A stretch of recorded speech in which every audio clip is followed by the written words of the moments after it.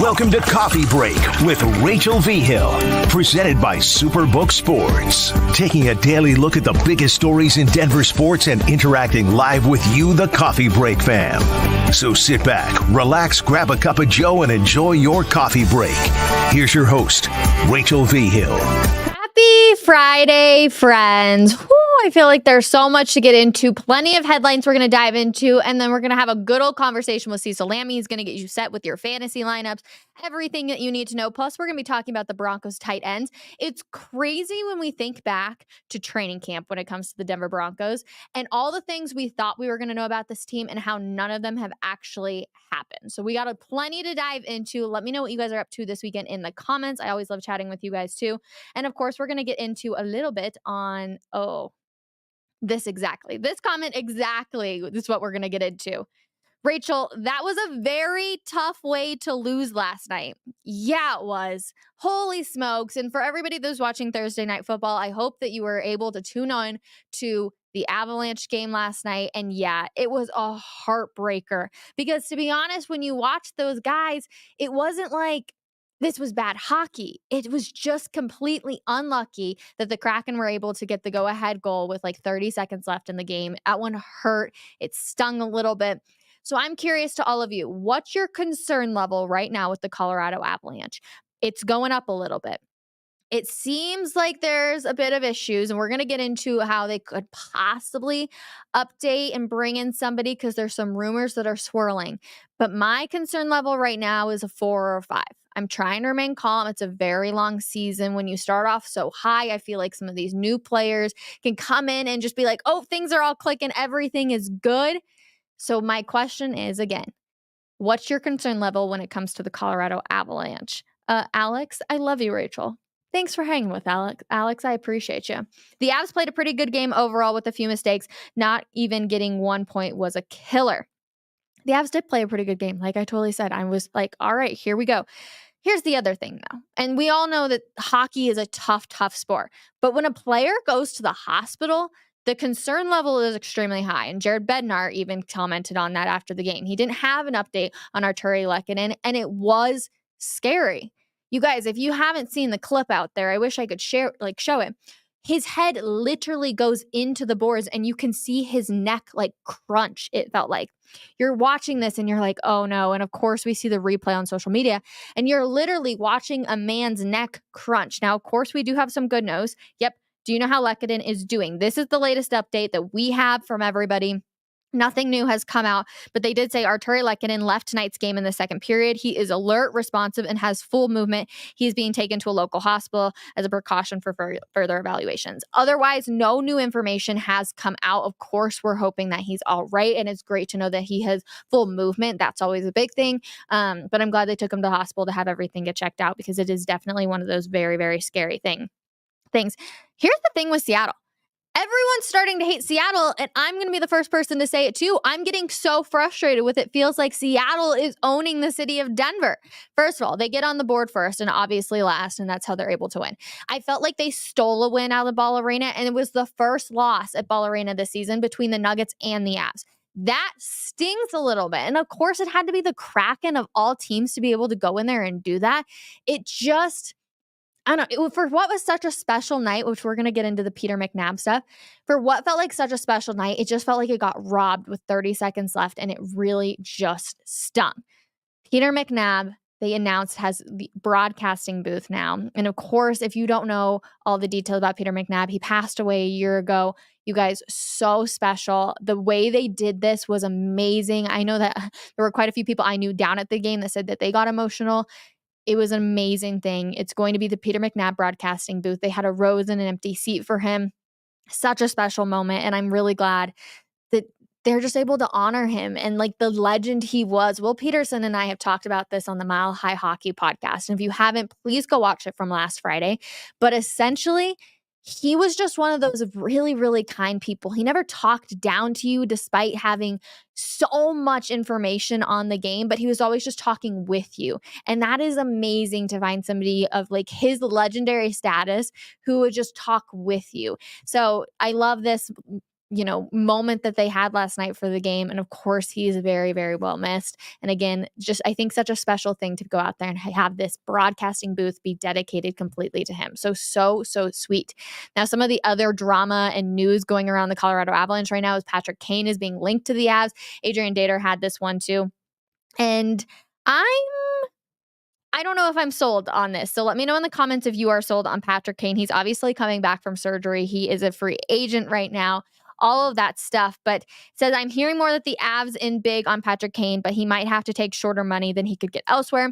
Avs have a hole again in the top 6 with Drouin and Tater demotions. Kane could well fit that hole. So again, Patrick Kane is a legend. He has done so much. He did so much for the Blackhawks. He was so fun to watch in his prime. But where is he now in his career? He's coming off that off-season hip and surgery. So it's like, okay, what does he look like? How is he feeling getting back out there? He's also being linked to the Rangers, the Sabres, the Red Wings, and the Panthers, I believe. So there's plenty of names out there or teams that he's being linked to. So why would he choose the Avalanche when he's not going to get paid more? Well, the obvious answer is he's made a lot of money in his career. So does he want another ring? If he does, then he could definitely come to Denver. And if I was him out of the names I just listed, you're looking at the Avalanche like a surefire. You got McCarr, you got Branton, you got McKinnon. You're like, all right, I'll go out there. But if he just wants some more money, which you can never tell anyone and be like, you made enough money in your life, you can always have more money, then he may go to another team who does have a bigger pocket open to pay him. It's a good question. I'm curious how you guys are feeling about Patrick Kane. Let me know. If his hip is truly healthy, he would slot right in the top 6. So yes, hello, Rachel. Happy Friday. We need Kane. Lots of people are going in on Patrick Kane. I'm kind of surprised by that, to be honest, just because of his age. And I feel like they've tried to add, some of those more popular names in there, and it just hasn't worked out necessarily. But maybe Patrick Kane could be better. It's a great question. Let me know again in the comments how you're feeling. Last night during Thursday Night Football, we can get into this a little bit. It's one of my favorite things about, when you have a first round pick and they always go on and they're like, oh, they've lost more games this season than they ever lost in high school or college. They did that for Bryce Young last night, and it always cracks me up because I'm like, yeah, obviously they didn't lose very many games when they were in high school and college. Otherwise, they wouldn't have been the first. And where do the first round picks always go? To a really bad team. So of course they're going to lose. You can't win football games with just one player. It does not change the game just like that. It always cracks me up when we see that. Also, really random last night. You guys, I'm at Pilates, okay? I've gotten into Pilates since I've gotten engaged. It's like my wedding workouts. I'm at Pilates, and all of a sudden she starts talking about the Raiders. And I'm like, why are you talking about the Raiders? She's like, my nephew's godfather is Josh McDaniels. And I'm like, that is the most random thing ever, first of all. Like, what a small world. And she's like, he's super kind and super nice. And of course, I'm sitting in the back of my head and I'm like thinking of all the things the players have said about Josh McDaniels. And I'm like, really? Like, super nice guy? I'm kind of surprised by that. She goes on and she's like, yeah, but nobody feel bad for him. And when she says that, I kind of like stopped and I was like, what do you mean don't feel bad for him? He just got fired.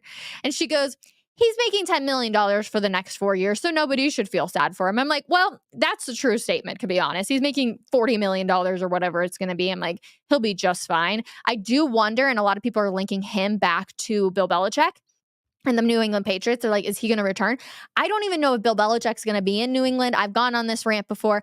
Who knows what's going to happen there? But I don't think that Josh McDaniels will link back up in New England. Now, if Bill Belichick goes somewhere else, would I be surprised if they link back up? Absolutely not. When those two get together in a room, they obviously produce a really, really good offense. But it's curious. But isn't it like the most random story ever for the fact that my Pilates instructor's nephew's godfather is Josh McDaniels? Just so strange. Real quick, I do want to get into Greg Dulcich and how Sean Payton thinks that he might be returning this season. This was very surprising to me, not for the fact that he's going to come back, but for the fact that it's being brought up and he still has 2 more weeks that he's not allowed to. You guys, he has missed more regular season games than he's played in. That's crazy. He's missed 13 games and he played in 12. Wow. That's just kind of...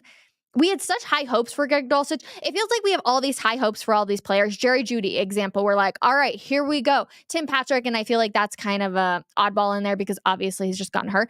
But Tim Patrick obviously got hurt. Greg Dulcich has gotten hurt. Where's the difference there? Is it because of the injuries? Is it because... But he is not eligible for another 2 weeks. So I'm kind of like, I feel interesting that Sean Payton's kind of bringing this up again. And I don't know, the Broncos tight end room, we're going to talk to Cecil Lammey about this because I do feel like we can kind of go back and forth on this. They haven't done anything. They're like the worst tight end room when it comes to pass catching perspective. And Adam Troutman leads the Broncos, which I thought he was going to be this big name during the training camp. I was like, all right, here we go, Adam Troutman. You're going to be great. What's he done? Practically nothing. I think he's got 11 catches for 69 yards. You're like, all right, that's literally nothing. So I'm going to ask Cecil Lammey about that too. And then the biggest storyline coming out of yesterday. You guys, my heart is just happy.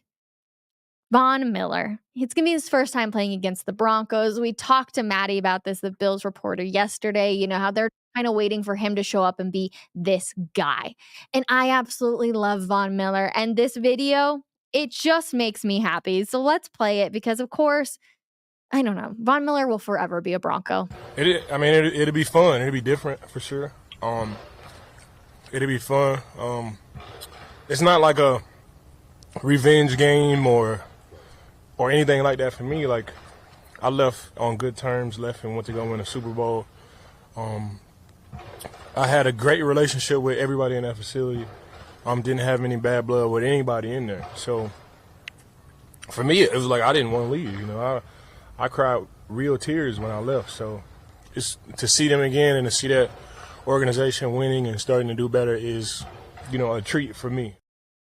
So how do you view Von Miller? Is he forever going to be a Bronco in your mind? Is he a Buffalo Bill or a Ram because that was his last Super Bowl? I'm curious. Let me know in the comments. For me, I'll always view Von Miller as a Bronco because that's where his biggest career moments were. And it's just, 110.5 sacks, 142 tackles for loss, and 25 forced fumbles. How can you not look at that and automatically think Hall of Famer? And I think that's what it's going to be. And they still haven't given anybody Von's number out here in Denver. Number 58, nobody has gotten. He's a legend, you guys. And I'm so happy that he's like, I have so much love for Broncos country and the Broncos organization. It makes my heart so happy because usually when a player gets traded or, leaves a team, sometimes there's resentment. And he goes on and he's like, no, this isn't a revenge game for me. And I don't know, it just felt so special. And I know Cortland Sutton talked on it. Garrett Bowles had talked on it. Von Miller has just left so much positivity with what he's done, and I absolutely just love him for that. So I'm really excited, but this game on Monday night is a huge game, you guys. The season's on the line, and it's going to be like that for a couple of weeks, but it's going to be on the line until it just won't even matter anymore. So it should feel like a playoff game. It's a primetime game on Monday night. I'm really, really freaking excited about it. I think it's going to be fun. I hope the Broncos show up and they took the fact that they had the bye week to prepare for the Bills. And can they do what they did to Patrick Mahomes, to Josh Allen? Can they do that? Can the Broncos defense be that dominant again? I sure hope so, but I also hope that everybody's fantasy is doing well. But just in case you need a little bit of help, it is time for Cecil's Fantasy 5 Tips presented by Hooters.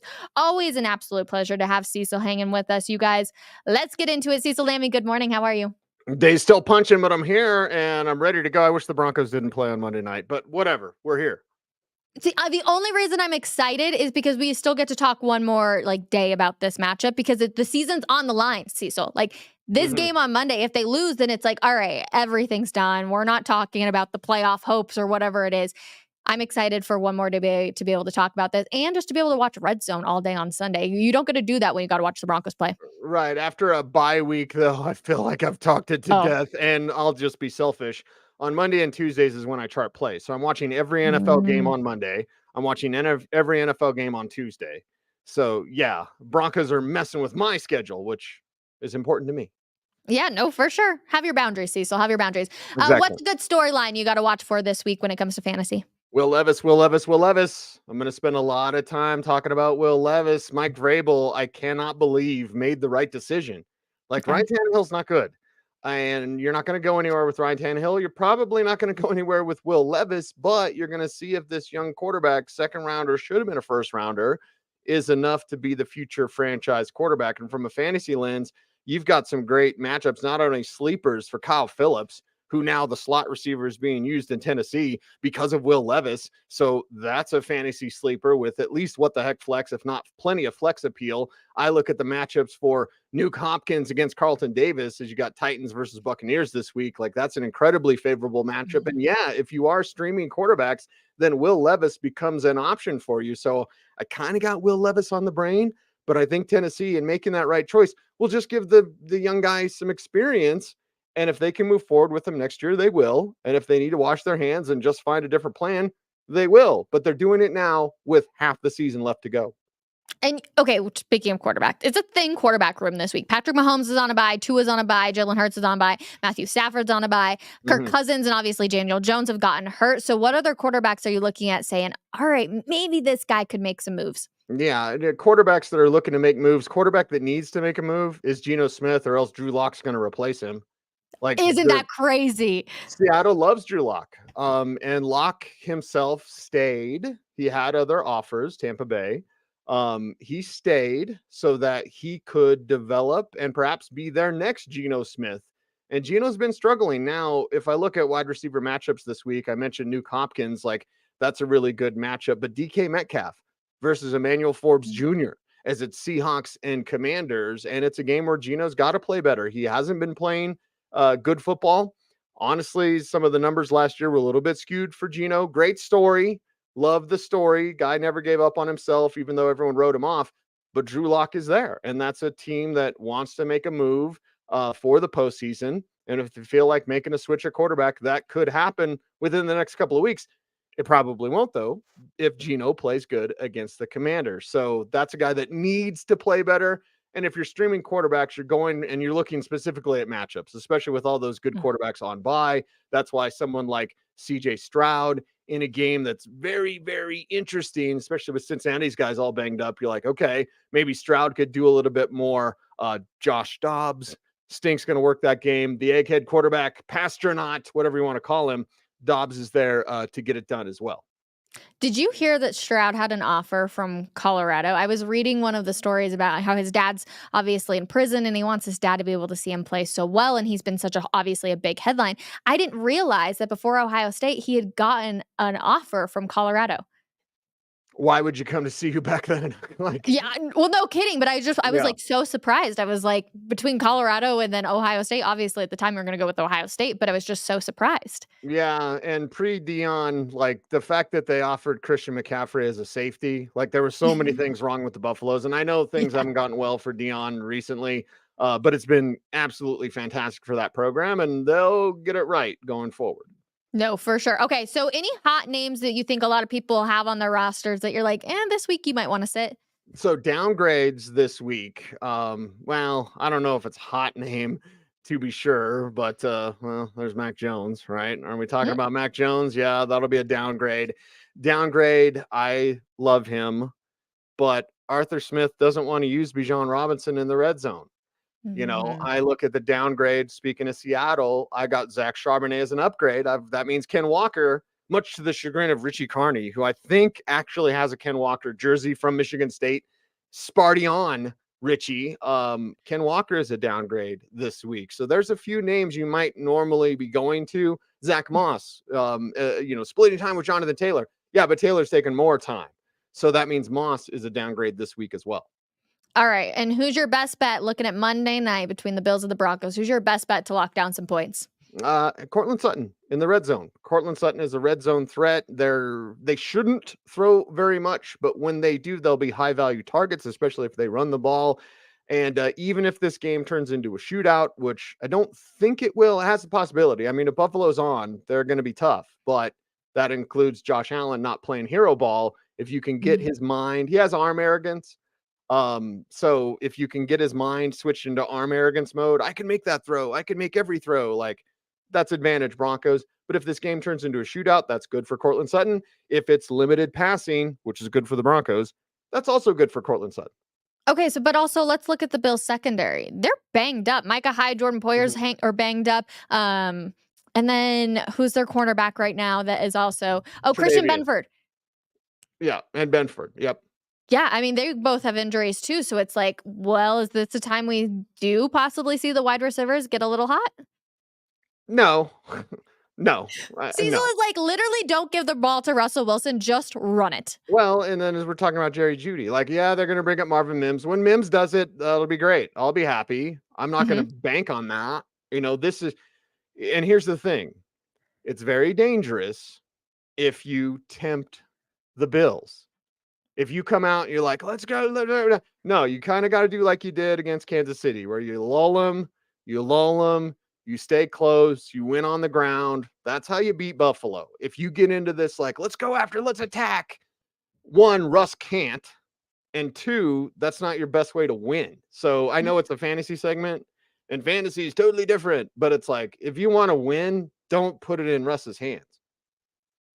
So then are you looking at Javonte, Jaleel, P. Ryan? What's the percentage of people that have P. Ryan on their fantasy team? Is it not many, 5%? not many, but that's at the time of the year where you're looking at backup running backs. Let's take, for example, Elijah Mitchell behind Christian McCaffrey, right? Samaje Perine would be the co-lead back if anything happened to Javonte. I think Jaleel McLaughlin, as much as we love him, he's the number 2. And if Javonte gets hurt, he's the number 2. That's just his role, and that's what he's going to do. We all want him to do more, like Keaton Mitchell, the hottest waiver wire pickup this week, the undrafted rookie for the Baltimore Ravens, had 138 yards on 9 carries. Yeah, Jaleel can do that. They just give him like 4 carries, so he gets less than half of that. But either way, it's there, but this big, Jaleel can take over the backfield. I think that stuff's gone in the past. I think it would be Samaje. So just keep him on the waiver wire speed dial. Hopefully Javonte stays healthy forever and ever. But if he doesn't, P. Ryan could help you win your championship. Jaleel is lightning forever, and then they need their thunder. And that's either Javonte or P. Ryan. Always good stuff, Cecil. Cecil's Fantasy 5, presented by Hooters. All right, Cecil, I do want to get into a little bit. Oh, I'm keeping you, Cecil. He just disappeared on me, everybody. I'm keeping him. I'm like, no. We're keeping you real quick. I do want to talk to you about the Broncos tight ends. And it's because you remember being out at training camp and we're like, the tight ends are going to have a major part of this offense. It just felt like we were going to be talking all the time about Troutman and everything. And it's just disappeared. Where's been the disconnect? Russ in the middle of the field. I think Dulcich's injury doesn't help, obviously, because he gets separation and he's a seam ripper. And there, again, can't reveal what I saw at practice, but there are concepts that they can use. And in practice, they look great. Hey, those seam rippers down the middle of the field, they look great when there's no rush, when there's nobody in front of Russ. He can see that. And Dulcich would get so open. It's like even Russ could see that because the dude's wide open. Troutman's not getting open. Manhurts, that's not his job. So you've got all these guys that are miscast. But it is middle of the field. I believe if Russ is capable of doing more is there. It's already planned. And again, I know the Sean Payton offense. It's sale concepts and it's working tight ends. He's not doing either one of those things. It's not Sean Payton. It's Russell Wilson. So if they feed Russ more and Russ gets it, then you could see with Dulcich's imminent return, then you could see a little bit more. But this team has to be thinking tight end in the draft next year. Oh, for sure. Defense, I think, is the only way that this team's going to be able to beat the Bills, and I think that they're going to have some takeaways. So what does the defense need to do in order to do what they did to Patrick Mahomes and do it to Josh Allen? Arm arrogance with Josh Allen. Josh is very disappointing to me. I'm even wearing a Wyoming sweatshirt today. Just didn't plan that, by the way. I want the Broncos to win. Go kick their ass. And you do that by kind of tricking Josh Allen into thinking that window's open and then thinking into that he's going to make that throw. Now, if he's in distributor mode, if he's Nikola Jokic out there, it's trouble. It's big trouble because they've got Khalil Shakir, who's a feisty receiver. Loved him at the Senior Bowl. Love him with the Bills. They don't hardly use him. Gabe Davis is a big body. He's fast. They don't hardly use him. Stephon Diggs is awesome. They use him maybe even at times too much. Dalton Kincaid. I talked to Josie Jewell yesterday about that. And they still struggle against tight end, but against Travis Kelce doing the box and one thing, I don't think you'll do that for Kincaid yet. It's too early, but he is a supersized receiver. But you've got to watch out. And if Buffalo pulls their head out of the sand, snowbank, right? If Buffalo pulls their head out and Ken Dorsey figures out, hey, you've got James Cook, who's a really, really talented running back. If they actually ran the ball, the Broncos would be in trouble and the Bills would be in playoff contention. But they don't run the ball. Josh Allen plays hero ball and he locks onto Diggs because Diggs will get real mad at him if he doesn't. Like, and I'm actually on Diggs' side for a lot of things with Josh Allen, but like, listen, if he's in distributor mode and he's spreading it around, it's trouble. If they're running the ball, it's trouble. If he's into hero mode, I can do everything. I'm just going to lock onto Diggs. Advantage Broncos. Was there this self-confidence that, you know, he was this kid from Wyoming, he got hot for a little bit, and now we're just kind of getting back to where he actually was as a quarterback and the luck's not falling his way anymore? How much time do we have? It basically comes down to arm arrogance. I've said it like 5 times now. Yeah. Because when you have that, you don't have to learn other skills, right? I look at what Lamar Jackson is doing with Todd Monken as his OC, and they don't have the web. They have Andrews, right? Mark Andrews, great. And I love Zay Flowers, so I'm at the Shrine game. There's your bingo card for my appearances. But like, okay, Lamar Jackson is developing as a passer. Like he's thinking pass. He'd still kill you with his legs. He'll run all over you. Josh Allen, he's not being an advanced passer. And that's the problem. He's like, I'm just the big arm and I'm the big guy and I can run. He's Cam Newton. What Cam Newton win? Nothing. What do the Buffalo Bills win with Josh Allen? It makes me upset. My best friend's a Bills fan, like long time since the 90s Bills fan. I'd love to see him do something. Not Monday. Lose against the Broncos. Let's go Broncos. But like Josh is so disappointing because he has everything. And honestly, it's critical to say this, but I feel comfortable in saying it. He's a little lazy. He's a little lazy because he's got that arm. He uses that arm as a crutch. A lot of those strong arm guys do. Why was Tom Brady so great? He had to work on everything. He didn't have an arm. He had a noodle arm. You know, he wasn't strong. He was not athletic at all. But Tom Brady had to use his mind. Josh Allen is just like, I can out physical everybody. It's not Wyoming, baby. Yeah, the NFL is a totally different beast. I actually like the Cam Newton reference when it comes to Josh Allen because you're right. A lot of similarities right there. Last one for you, Cecil. Has Chicago somewhat found their QB over Justin Fields? No. Enough. Not to you, Rachel, but just like. I love this conversation, to be honest. I'm dying. And I'm like, wait, did the dude even have a passing touchdown last night? Oh, yeah, no. Yeah. So they need to figure it. It's almost like Kyler Murray. There's going to be some issue, and we brought it up on the War Room yesterday, Rachel. Like if Kyler Murray was available and you still had Russell Wilson, would you consider Kyler Murray? My answer is yes. If Justin Fields is available and you still have Russell Wilson, would you consider Justin Fields? My answer is yes. 1, they're younger. 2, I think they're kind of broken. We'll see. Kyler Murray has a new offense in Arizona. He hasn't run anything. He hasn't been out there, but they're saying he's studying, like, which is kind of a compliment. Hey, he's really studying now. What? Well, I know he was playing video games before, but like, you've got some options. It's all about fit in this league. So, you know, I think people get a little excited in the moment where it's Tyson Bagent or whoever, like, oh my God, like, no. When you know, you'll know. And no, the Bears don't have their guy. They'll be getting their guy in the draft next year. You always love when they show the stats and it's like 2-0 with Tyson Bagent and then 0-7 with Justin Fields. And you're like, oh, okay, so we're playing this. But what are our eyes telling us too out there for sure, Cecil? All right, Cecil, as always, I appreciate you. Thank you for your Fantasy 5 tips. We will definitely be applying those this weekend as we get ready for Week 10. Everybody in the comments love hanging out with you every single day. We'll be back Monday to talk one more day about the Bills. I'm excited for it. Cecil Lammey is not, but it's going to be a big game, and we'll see you guys then. Have a wonderful weekend, everybody. Bye.